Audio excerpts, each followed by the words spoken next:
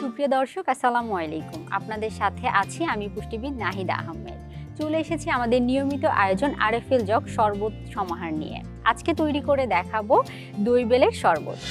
দই বেলের শরবত তৈরি করতে যা যা লাগছে: বেল, টক দই, লবণ, মধু। সবার প্রথমে আমরা আমাদের ব্লেন্ডারটি নিয়ে নিচ্ছি। তারপরে আমরা এর মধ্যে দিয়ে দিব বেল। এখানে আমরা 2 কাপ পরিমাণ বেল ব্যবহার করে নিচ্ছি। তারপরে এর মধ্যে দিয়ে দিব মধু। আমরা এখানে 4 টেবিল চামচ পরিমাণ মধু নিয়ে নিব।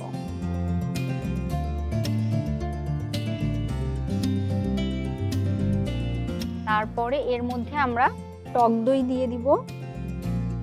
আমরা কিন্তু সবসময় বলি যে রমজান মাসে এমন খাবারগুলো খাদ্য তালিকায় রাখতে হবে যেগুলো পুষ্টিগুণে ঠাসা, কেননা আমরা যেহেতু দীর্ঘ সময় না খেয়ে থাকি, তো পুষ্টিগুণের যেন ঘাটতি না হয় সেই বিষয়টি মাথায় রাখতে হবে।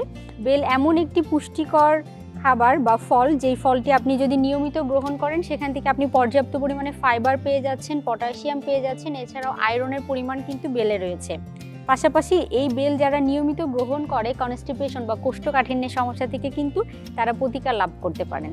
টক দই ব্যবহার করা হয়েছে। টক দই প্রোবায়োটিক সমৃদ্ধ। সারাদিন রোজা থাকার পরে আমাদের কিন্তু দেখা যায় যে গাট বা আমাদের অন্ত্রের অবস্থা অনেক ক্ষেত্রেই ডিজাস্টার বা কমপ্লিকেসি তৈরি হয়, যেহেতু দীর্ঘ সময় রোজা থাকা হয়। তো সেই ক্ষেত্রে কিন্তু আপনি যদি টক দই আছে এমন কোনো পানীয় গ্রহণ করেন, সেটি কিন্তু আপনার জন্য অনেক বেশি স্বাস্থ্যসম্মত হবে।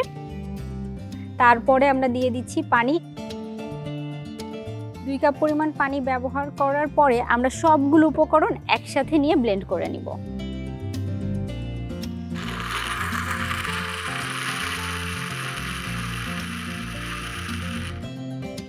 এখানে যে মধু ব্যবহার করেছি আমরা, মধু কিন্তু স্বাস্থ্যগুণে ভরা।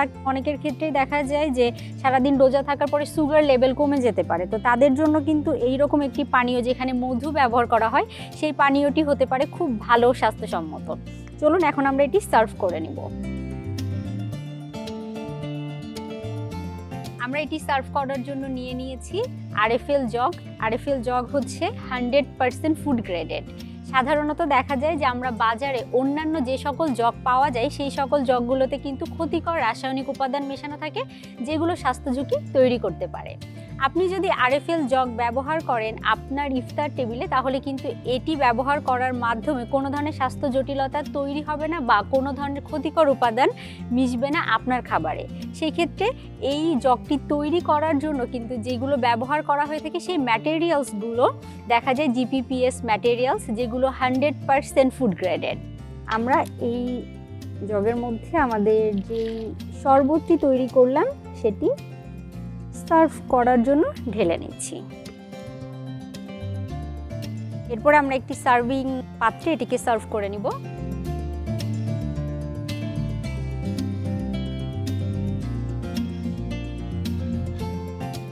নিয়ে নিয়েছি একটি গ্লাস, আমরা এর মধ্যে এটিকে ঢেলে নিচ্ছি।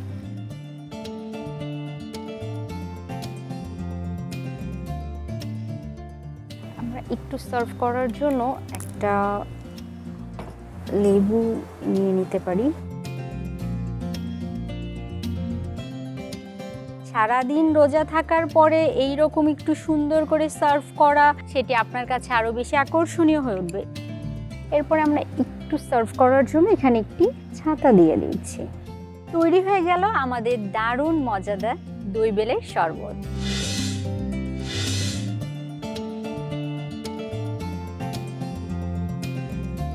দর্শক, আজকের মতো বিদায় নেব। দেখা হবে আগামী পর্বে। চলে আসবো আরএফএল জগ শরবত সমাহার নিয়ে। ততক্ষণ পর্যন্ত আমাদের সাথে থাকবেন, ভালো থাকবেন, সুস্থ থাকবেন, নিরাপদে থাকবেন, স্বাস্থ্যসম্মত খাবার গ্রহণ করতে ভুলবেন না। ধন্যবাদ।